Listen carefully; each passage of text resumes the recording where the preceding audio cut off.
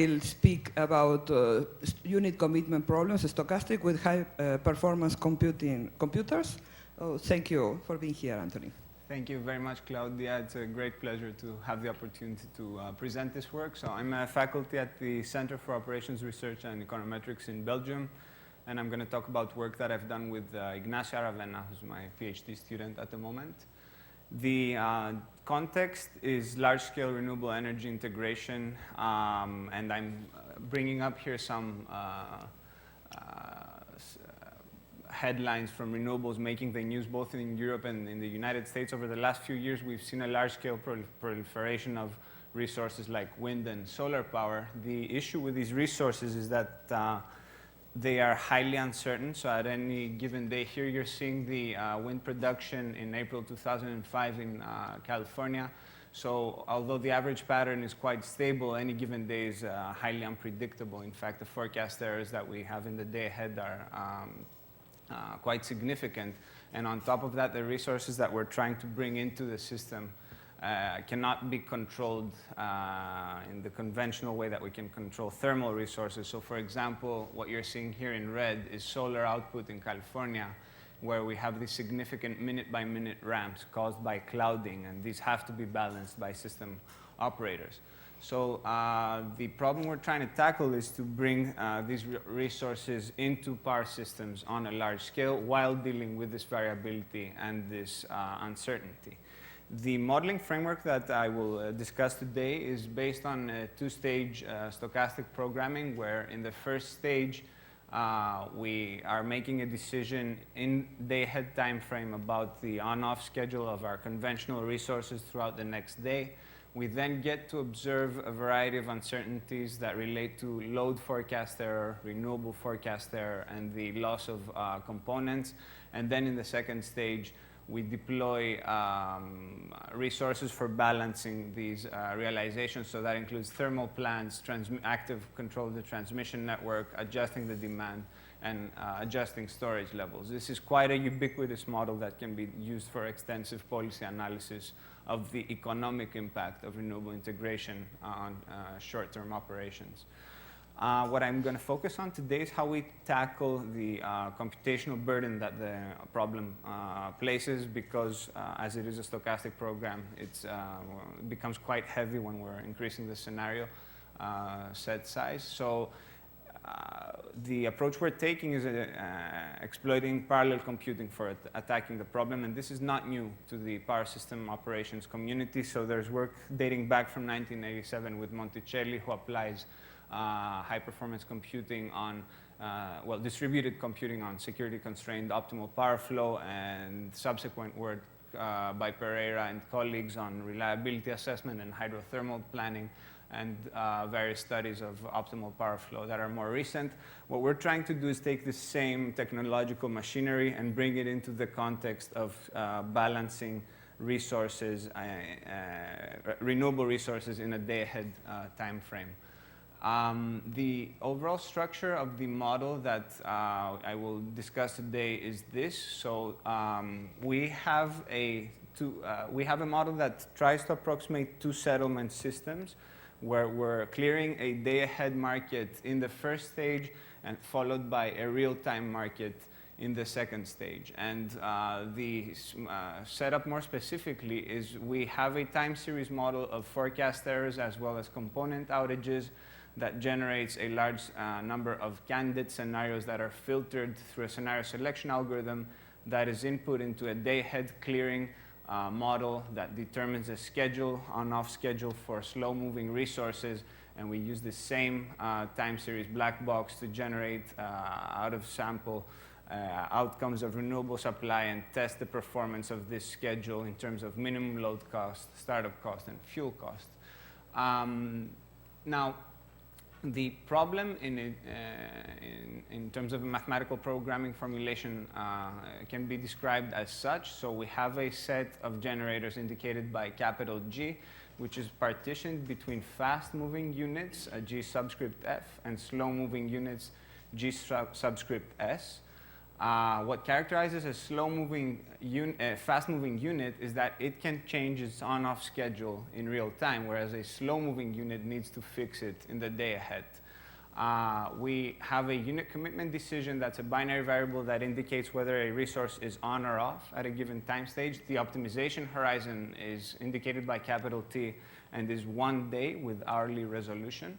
And we're paying a minimum load cost for running the resource. The V binary variable indicates if a resource is started up or not, so we pay a startup cost. And the P is the amount of power produced by the resource, so this term represents fuel cost. I'm representing here 3 operating constraints and then another set of constraints. The reason I'm isolating these 3 is that's where we're going to introduce uncertainty in the stochastic formulation of the model. So supply equals demand. The production of a generator is limited by its technical minimum and its technical maximum, provided the unit is on. And the flow over power lines, indicated by E, is dictated by a linearization of the power, the Kirchhoff's laws. The N, this N index, does it stand for either F or S? That index is location. So we have a transmission constrained model, which means that the local demand at any given hour needs to be met by the local supply at that hour, only by the generators that are in that location.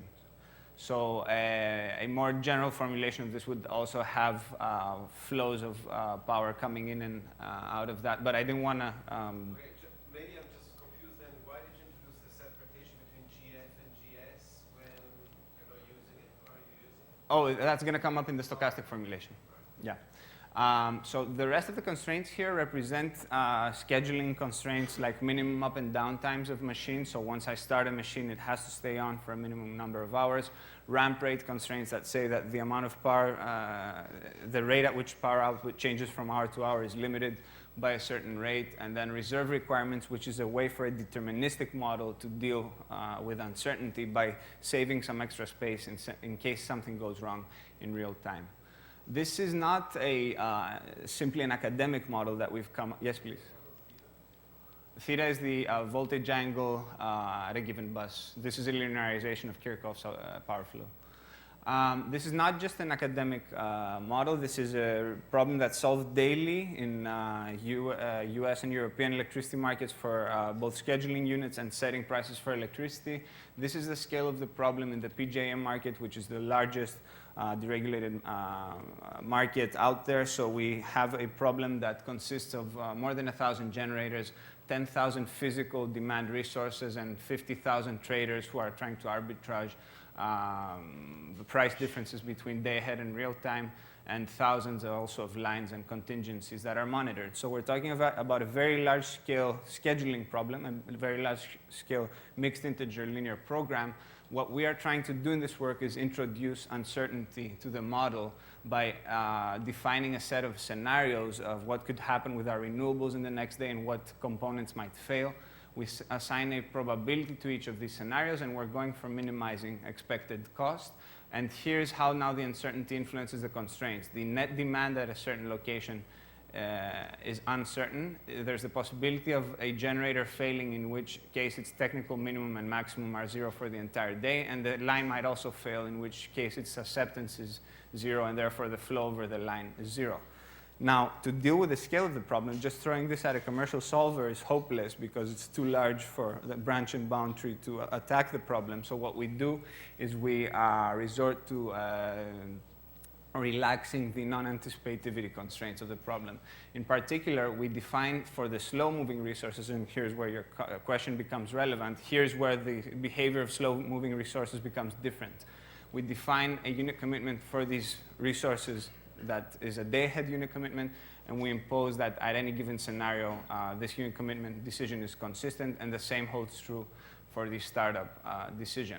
So now we're in a good shape to decompose the problem by relaxing the non-anticipativity constraint. Here we're following a stream of literature that has been initiated since the mid-90s, and here it takes some trial and error. So we did experiment with the decomposition. Originally, only these constraints here were relaxed, but eventually it became also important to relax the startup non-anticipativity constraints. This is the reason is twofold. First of all, we balance the size of the subproblems, and second of all, we move the minimum up and down time constraints of the slow resources into a separate subproblem that then allows us to obtain upper bounds for our algorithm, which is very important practically.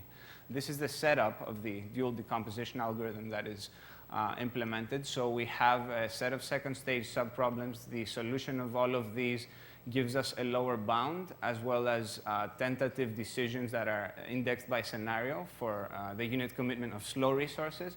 And then we have a single first stage subproblem that gives us unit commitment decisions for those same resources. And if these two decisions deviate, we update the dual multipliers according to the subgradient method. But also, after fixing the schedule of these slow-moving resources, we can solve the rest of the grid around them and obtain an upper bound. And therefore, this upper bound minus this lower bound is a good termination criterion. That's not to be taken for granted in a decomposition method. It's important to come up with a good way to recover upper bounds. Yes? Where do you have the constraint that you cannot produce power if you commit?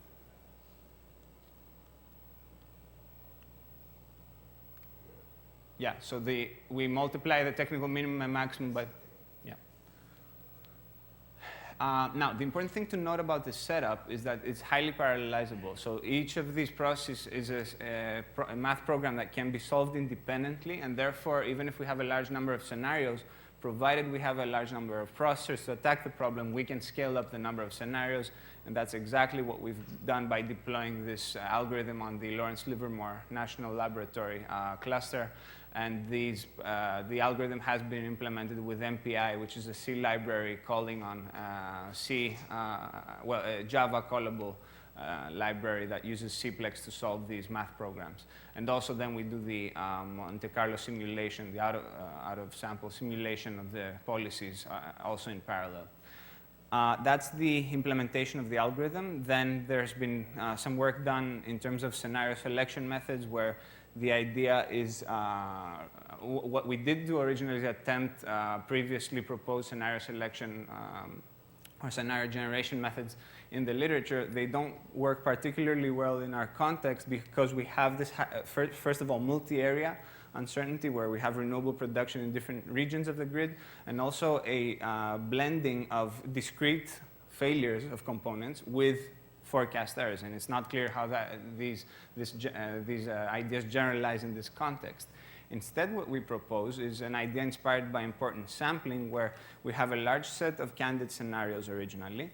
We come up with a reasonable approximation of the cost impact of these scenarios in terms of operations, and then we adjust our probability measure for sampling these scenarios according to that cost impact, and we unbias our selection by setting the probability in the stochastic programming objective function in a way that's inversely proportional to the cost impact of these scenarios.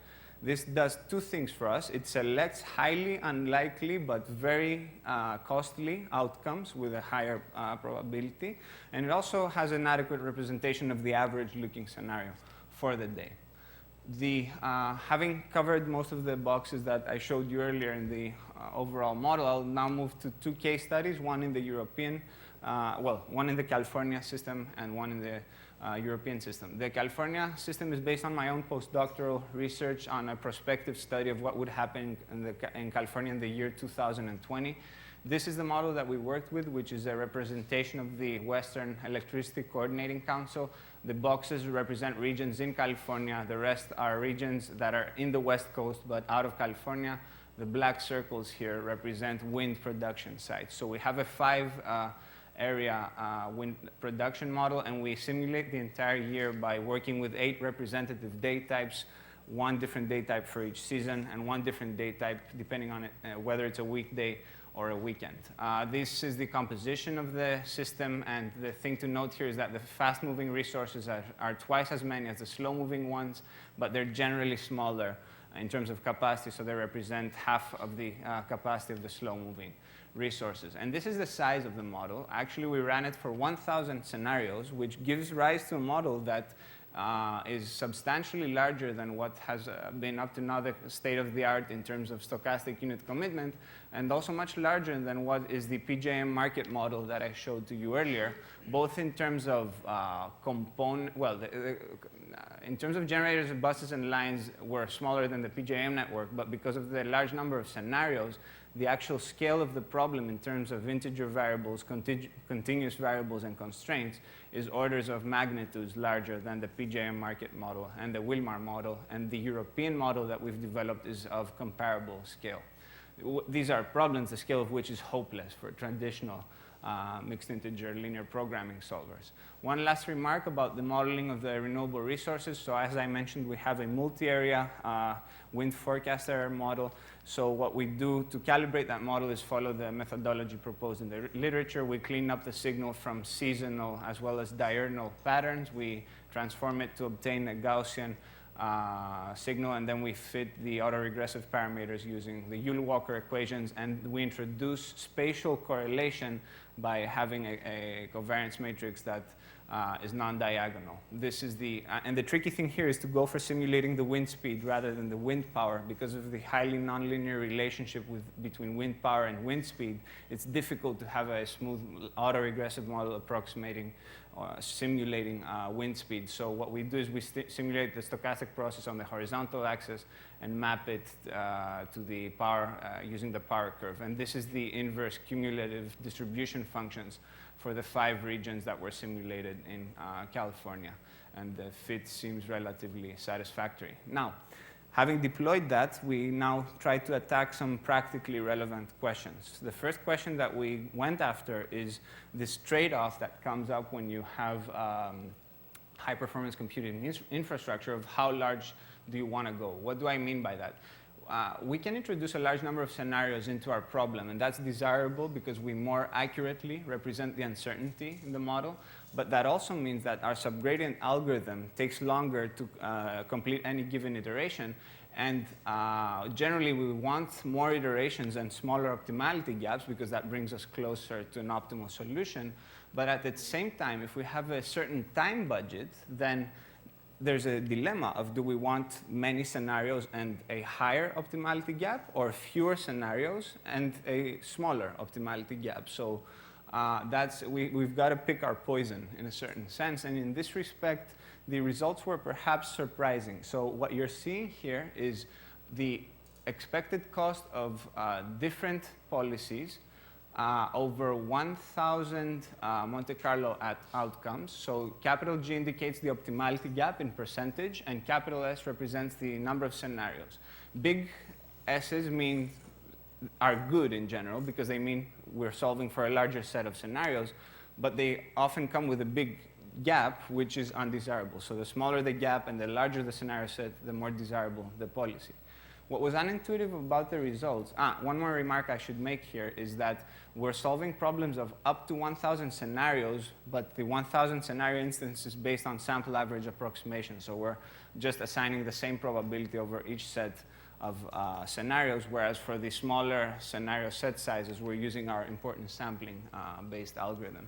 What was unintuitive, what I expected to see was more of the policies with a big S to the left. And so I expected a greater importance in having more scenarios into the model, even if you don't squeeze down the optimality gap.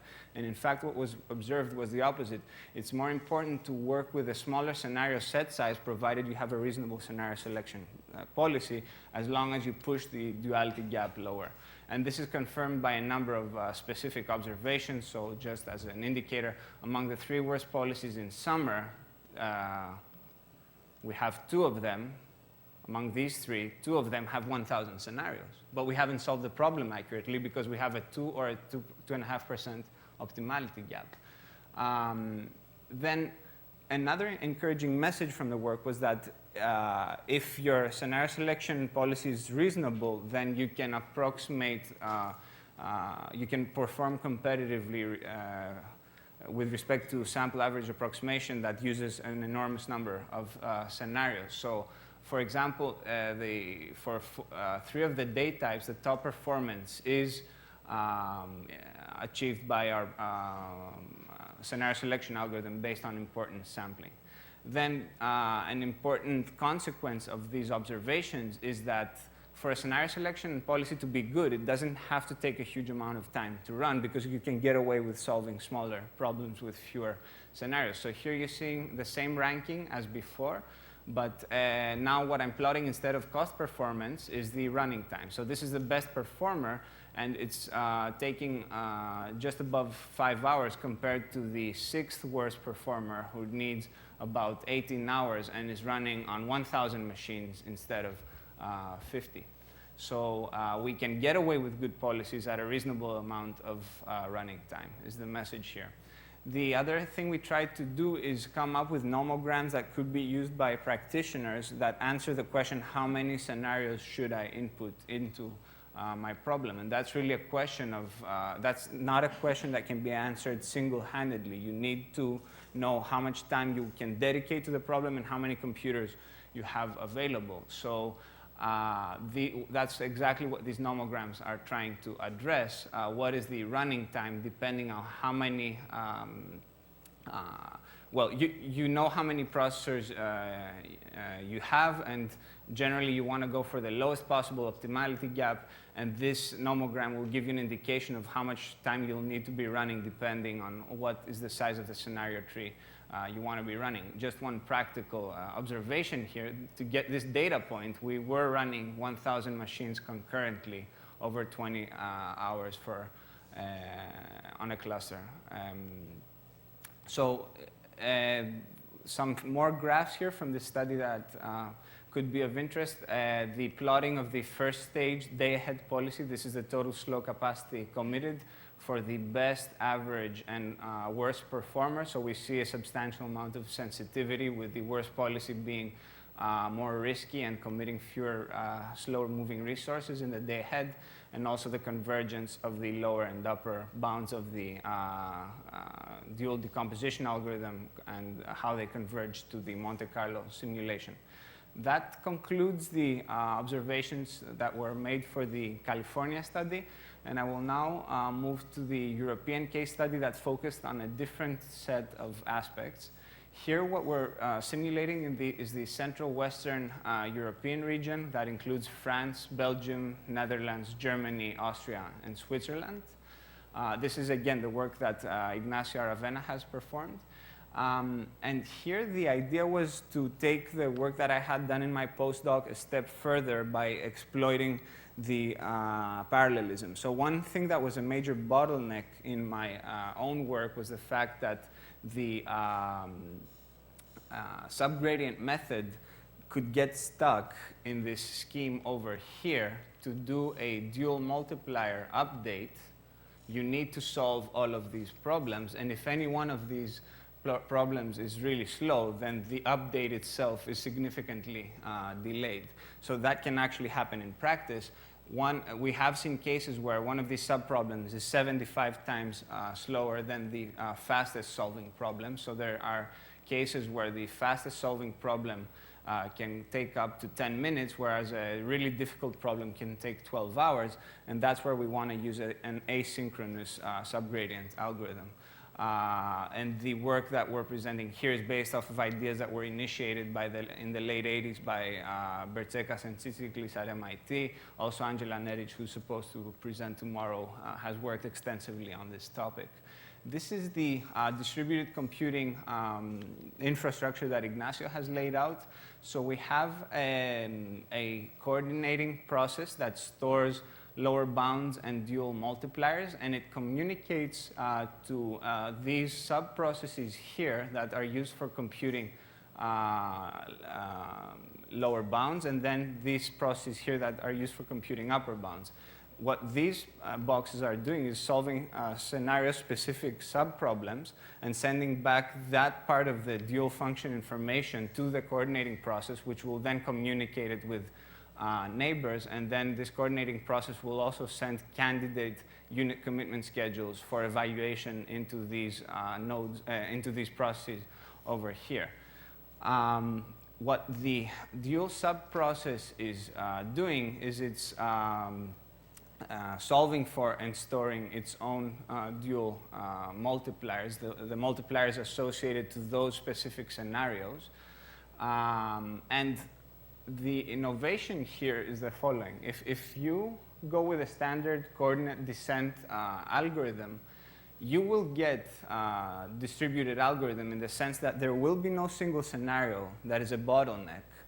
But one thing you will lose is you won't be able to evaluate lower bounds. And the reason for this is that although the coordinator can send you information about the latest dual multiplier of another scenario, it doesn't have information yet about the contribution of that scenario to the dual function.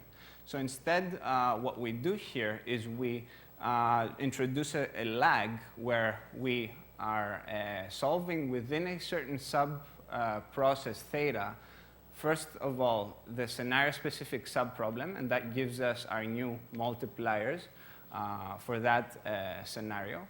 And then we're also computing the, we're computing the contribution to the dual function for that specific scenario.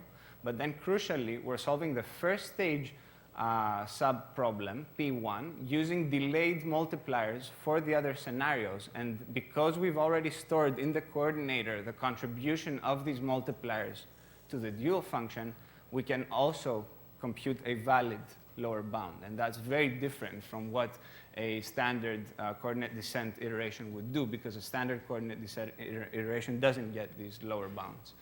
Another idea we've attempted here in order to accelerate the algorithm is the fact that we are working in the first iteration of the algorithm with a relaxation of the dual function computation, because even just the first iteration can take a lot of time to compute. So what we're doing is we are, in the first iteration, solving a linear relaxation of the scenario-specific subproblems, or solving sequences of optimal power flows where we're ignoring intertemporal coupling constraints like minimum up and down times and ramp rates. And that gives us a quick evaluation of the lower bound for the first iteration that can be used for kickstarting the algorithm. A final idea that we've applied here is an idea proposed by Gustavo Angulo, who's now a faculty at the University of Chile and was a postdoc at CORE last year, where we, what Gustavo shows is that if so this relates to this part over here of the algorithm. What you can argue is that if the unit commitment schedule of a certain candidate dominates the incumbent schedule, by dominates I mean that it commits more resources than the incumbent schedule, then the second stage cost will be lower, ignoring the first stage cost, and that leads to a quick pruning of candidates that show up, where you can get away if it turns, so you can quickly compute a lower bound here for a certain candidate that shows up, and if it turns out that this lower bound is larger than the current incumbent's performance, then you can already discard this candidate unit commitment schedule without having to solve a second stage unit commitment problem, and that can lead to some acceleration. So this scheme has been deployed in Livermore, again, this time using Moselle that's calling on Express, and also it was important to do some tuning on the solver parameters that can save up to 30% of solution time, and this time it was deployed in the Sierra cluster rather than the Hera cluster. What Ignacio has done is he's deployed this in 10 nodes per stochastic unit commitment instance, and this is more specifically what has been implemented. These dual nodes, those are the left ones over here, are handling 6 problems at a time, whereas the primal nodes are handling 10 problems at a time. This is driven by memory constraints, because the second stage subproblems are generally more difficult to solve. You're optimizing for the unit commitment of the entire fleet rather than just the fast-moving resources. So on the dual nodes, we have 6 math programs solved simultaneously. On the master, we have 12. The case study that I'm going to present is the CWE region that we've sourced the transmission network data from Hutchon and Bialek, and it consists of, it represents 7 countries, 679 nodes, and 1,073 lines. The renewable production data we've sourced from historical, abundant historical data that's made available by the European transmission system operators with a 15-minute resolution. So these models are 15-minute models that you're going to see.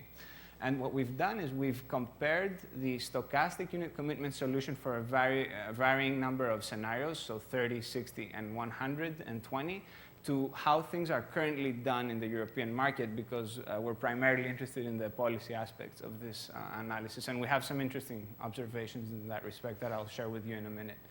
Again, we're looking at 8 different data types, and here the scenario reduction techniques are based on probability metrics.